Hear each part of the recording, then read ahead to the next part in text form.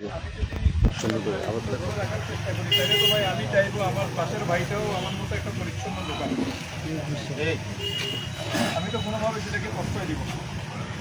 আমাদের এই মানে এই যে আমাদের কোম্পানিগঞ্জ কবিরহাট এই দুইটা আমাদের থানার আন্ডারে 15টা ইউনিয়ন, প্রেসিডেন্ট সেক্রেটারি 15টা ইউনিয়নের আমাদের 30জন সেক্রেটারির মধ্যে 3জন প্রেসিডেন্ট সেক্রেটারি কিন্তু 5ই আগস্টের পরে বৈঠকিত কিংবা প্রতিপক্ষ অন্য কোথাও হয়।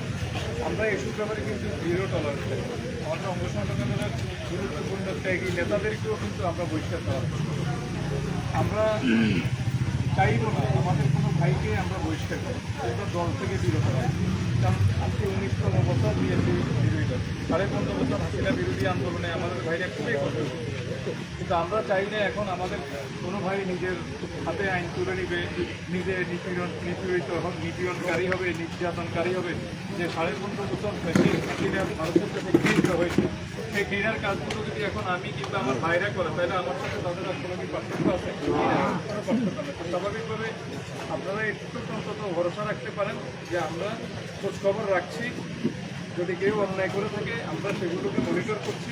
ভবিষ্যতের নেতা নির্বাচনের ক্ষেত্রে আমাদের এই মনিটরিংগুলো খুবই গুরুত্বপূর্ণ ভূমিকা পালন করে। তো আমি যেটা আপনাদের প্রতি আমার ভাই হিসাবে, আমি এই পার্টির একজন কর্মী হিসাবে আপনাদের প্রতি যে আহ্বানটা, যে সবসময় বিনতিটা রাখি, সেটা হচ্ছে আপনারা নিজেরা পরিচ্ছন্ন থাকার চেষ্টা করবেন।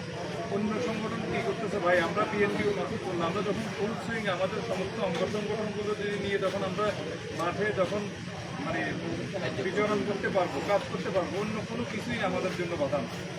আমাদের দরকার হচ্ছে দৃঢ় ঐক্য, দৃঢ় মনোবল, সবাইকে নিয়ে কাজ করা, জনগণের সাথে থাকে কাজ করা। তো সবাই আসছেন, সবাইকে ধন্যবাদ। আর আমরা একটু আপ্যায়নের ব্যবস্থা আছে, সবাই মানে নামাজ পড়ে এখানে নামাজ পড়ে সবাইকে ধন্যবাদ। আল্লাহ হাফেজ, আসসালামু আলাইকুম। বাংলাদেশ।